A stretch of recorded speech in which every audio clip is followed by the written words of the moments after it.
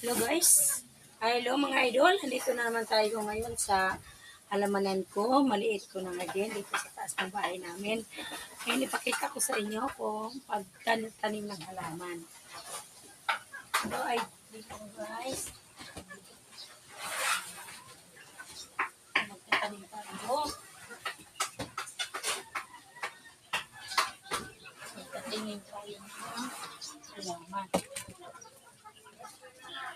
Para dami siya guys. Cool.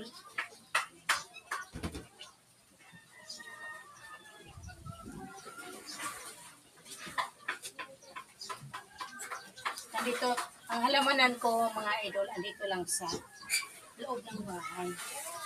Kasi yung baba kasi namin mga idol, hindi pwede taniman ng halaman. Once na nagpabagyo, nagkaroon siya ng tubig. Nandito na lang kami sa